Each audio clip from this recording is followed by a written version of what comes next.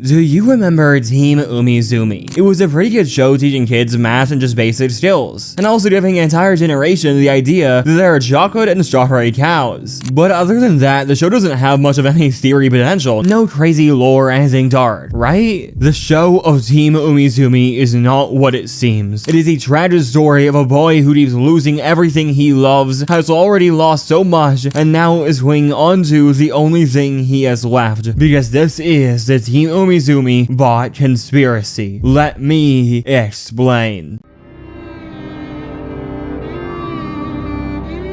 Okay, to start out, we need to make it clear, Umi City is weird. Umi City is the modern post-robot takeover city the show is set in, where literally nothing meaningful ever goes wrong. And if anything does go wrong, then it's not police officers or doctors fixing it, no. It's 3 kids and a robot who show up and fix anything immediately. The world simply is not run by humans. This is easily proven when you pay attention to when we see the human characters actually work. There's an episode of this show where there is a citywide milk outage. This is because the farmer who makes all the milk is sick. But with that, doesn't that mean the city must be very reliant on the farmer? Well, no actually, because a robot milks the cows for him, and he has a robot delivery service that packages and takes his milk to the store. This confirms that at least in this world, farmers are basically useless, and robots do all of the work for them. This is then confirmed over and over with other jobs, from teachers being robotic voices in the background to cashiers being robots, which, well, we do in the real world now, but back when the show aired, we did not. It just keeps becoming more and more apparent that, well, nobody works in Umi City but robots in Team Umizoomi. These children even have to help a plane take off because apparently this world doesn't even have airport staff. This leads me to my main claim. This world is run by robots, or at least this city, and while there is one robot who I would assume is at the head, Bot. Bot is one of the 3 main characters of the show and has access to everything. He always knows when someone is in trouble, how to fix it, to the point he has a stomach that acts as a live interface into the entire Umi City. It just doesn't really make sense. Why can any child call Bot when in trouble? Well, because just like there are robots that take care of cows or work as cashiers, Bot is a robot that takes care of the city. But when watching the show even more, you find more robots like Bot, ones that aren't just doing a task but acting human with faces and simulated emotions. For example, cars have faces, and in cases of the Umizoomis, and some of their villains can even talk. Even sports have been taken over by robots, with entire sports teams of robots competing against other robots. That isn't a job you would automate, it's simply a replacement of humans. Dear God, this show feels way too timely for a show made for a preschooler 16 years ago. But all of this leads me to a new question. Why is everything automated? Why is this entire city relying on the Umizoomis to the point the city is literally named after them? There has to be a reason, and personally, I think they're all connected. Don't believe me? Let me explain.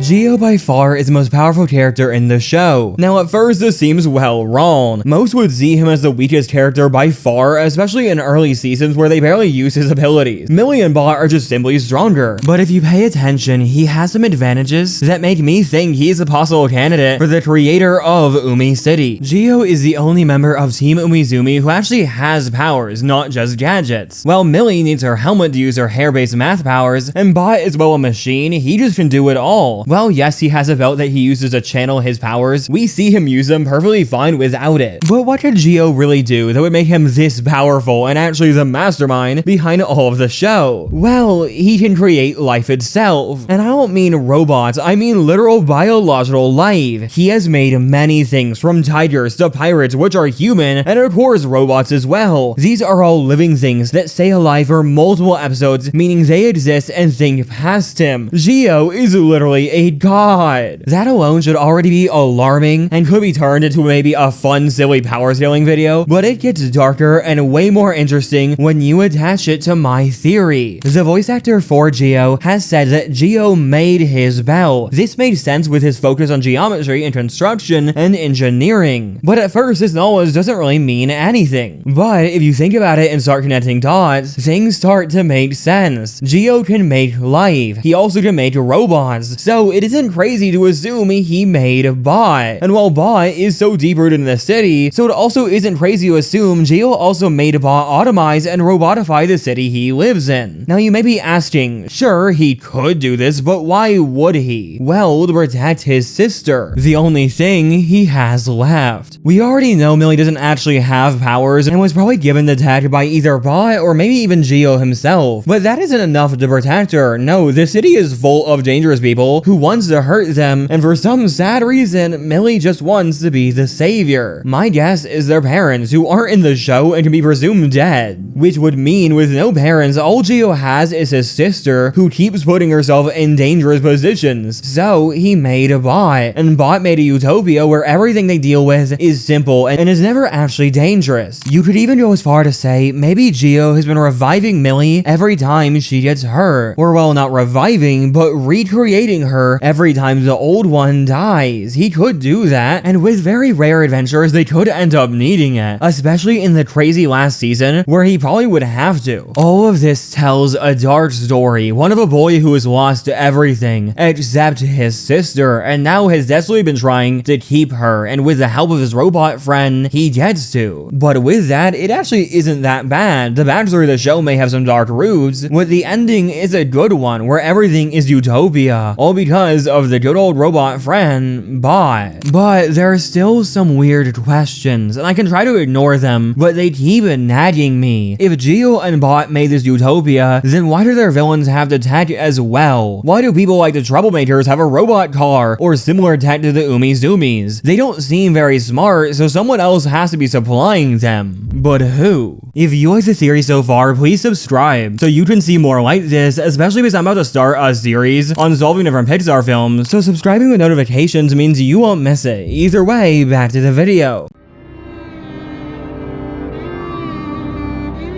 Like I said before, the city is run by robots. Everything is done by robots. And really, any problem that isn't done by an automated force is still handed off to Bot. Bot is at the center of all of this, and at first I thought he would be on our side. He was made by Geo to literally make things safe. But after digging a little deeper, I think something else is happening. Bot can think outside of Geo. I already said this with the pirates, his creations live past him. But they also have a reason to exist, always created for something.